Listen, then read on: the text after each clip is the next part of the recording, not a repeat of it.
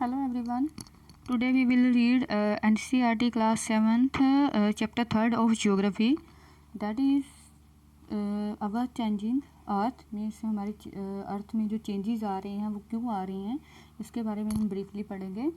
और इसके साथ ही हम फर्स्ट ऑफ ऑल लिथोस्फीयर्स के बारे में पढ़ेंगे कि लिथोस्फीयर्स क्या है। Lithospheres is broken into a number of plates known as lithospherical plates. Means जो लिथोस्फेरिकल है उसको मीन्स लिथोस्फीयर्स को बहुत सारी प्लेट्स में डिवाइडेड किया गया है, जिसको हम स्थल मंडलीय प्लेट्स भी कहते हैं। लिथोस्फीयर है वो मीन्स क्रस्ट और मेटल से बना होता है। इसमें जो क्रस्ट का पार्ट होता है वो बहुत ज़्यादा होता है और मेटल का इसमें कुछ ही पार्ट्स होता है। इसके अलावा ओशनिक मीन्स महासागर और कॉन्टिनेंट्स का भी पार्ट इसमें होता है, जिससे मिलकर लिथोस्फीयर बनाया जाता है। लिथोस्फीयर हम कहते हैं, स्थल मंडल हम कहते हैं। Lithosphere is broken into a number of plates known as the lithosphere. Means lithosphere की जो प्लेट्स हैं उसको कई नंबर ऑफ प्लेट्स में डिवाइडेड किया गया है, जिसको हम स्थल मंडलीय प्लेट्स भी कहते हैं। You will be surprise to know that these plates were around very slowly. Means आप ये देखकर हैरान होंगे कि ये जो प्लेट्स हैं वो बहुत ज़्यादा मीन्स धीमी गति से मूवमेंट करती हैं। ठीक है, just a few millimetre each year. Means ये कुछ मिलीमीटर्स तक ही अपनी मूवमेंट करती हैं। मीन्स हर साल में ये कुछ ही मिलीमीटर्स तक ये मूव करती हैं। और इनकी this is because of the movement of the molten magma inside the earth. Means और इसके मूवमेंट करने का जो मेन रीज़न है, इसके मूवमेंट करने का मेन रीज़न है वो मोल्टन मैग्मा है। Molten magma inside the earth in a circular manner as show in this activity. Means आपने देखा होगा कि जो मोल्टन मैग्मा है वो एक सर्कुलर मैनर्स में अपनी मूवमेंट करता है। आप देखोगे कि मोल्टन मैग्मा है जो वो एक उसमें सर्कुलर मैनर्स में मूवमेंट करता है। मीन्स आप अपनी कोई भी लिक्विड चीज़ को ले सकते हैं, जैसे गम हो गया या ग्लू हो गया, वह लिक्विड होती है। हर गम को आप पका रहे हैं, जैसे वह पकेगी गाढ़ी हो जाएगी। मीन्स जैसे आप गम को बॉयल करोगे पकाओगे वो गाढ़ी हो जाएगी, तो वो कौन सी शेप में आ जाएगी, वो मेल्टन शेप में आ जाएगी, मेल्टन मैग्मा की शेप में वो आएगी। तो इसी टाइप्स का मेल्टन मैग्मा होता है जो अर्थ के अंदर रहकर मूव करता है, लेकिन ये भी मूव जो करता है वो स्लोली करता है, जिसकी वजह से जो मूवमेंट्स करती हैं the movement of this plate को change on the surface of the earth. और इसकी वजह से जो अर्थ के अंदर जो होती हैं, इसकी वजह से जो अर्थ के अंदर जो प्लेटिस होती हैं वो भी सर्कल मैनर्स में इसमें मिस मूवमेंट करती हैं।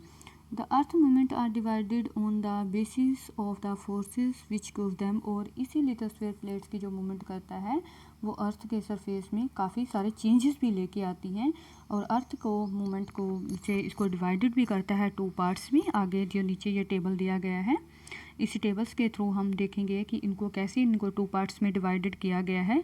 इनके टू पार्ट्स हैं, एंडोजेनिक फोर्सेस में से ऊपर दिया गया है अर्थ मूवमेंट्स को टू पार्ट्स में डिवाइडेड किया गया है, endogenic forces and exogenic forces.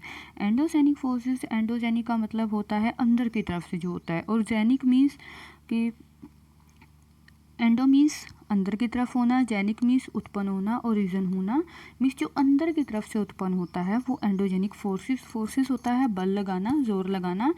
और एक्सोजेनिक होता है, एक्सो होता है बाहर की तरफ, यानी कि जो बाहर की तरफ से उत्पन्न होते हैं। ठीक है, जो बाहर की तरफ से होते हैं उनको बोलते हैं एक्सोजेनिक। और एंडोजेनिक होते हैं जो पृथ्वी के अंदर होते हैं। और एंडोजेनिक में सबसे पहले है सडन फोर्सेस।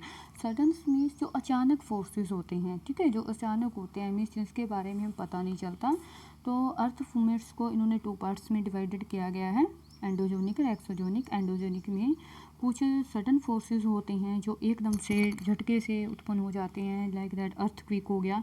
ठीक है, अर्थक्वेक होता है जो एकदम से आ जाता है, जिसका हमें पता नहीं चलता। वोल्केनो होते हैं, ज्वालामुखी होते हैं जो एकदम से मिस फट जाते हैं, हमें तभी पता चलता है जब वो फट जाते हैं। लैंडस्लाइड होते हैं, भूस्खलन हमको बोलते हैं। ये जो लैंडस्लाइड्स होते हैं ये मोस्टली पहाड़ी क्षेत्रों में होती हैं, जैसे पहाड़ियाँ गिर जाती हैं, जैसे जो मिट्टी होती है, जब मिट्टी फिसल जाती है ऊपर पहाड़ियाँ गिर जाती हैं, तो ये सडनली फोर्सेस होते हैं जो मीन्स अर्थ के अंदर से होते हैं।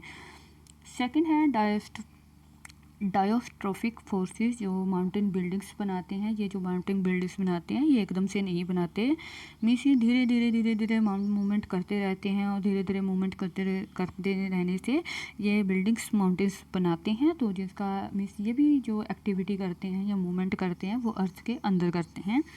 सेकंड है एक्सोजेनिक फोर्सेस। एक्सोजेनिक फोर्सेस जो आपको जैसे मैंने पहले ही बताया था, एक्सोजेनिक का जो मीनिंग होता है मीन्स एक्सो मीन्स आउटसाइड, यानी कि जो बाहर की साइड से उत्पन्न होते हैं, जो मीन्स सरफेस यानी कि जो अर्थ के सरफेस से उत्पन्न होते हैं। तो इसको भी आगे टू पार्ट्स में डिवाइडेड किया गया, इरोशनल एंड डिपोशनल्स में। इरोशनल्स होता है जो ऊपर की सतह होती है, जो पृथ्वी की अर्थ के ऊपर की सतह होती है, जैसे वो हवा के आने से, तेज़ हवा के आने से या पानी के आने से जैसे वो बह के उनके साथ चली जाती है, तो वो होता है इरोशनल्स एंड, ठीक है।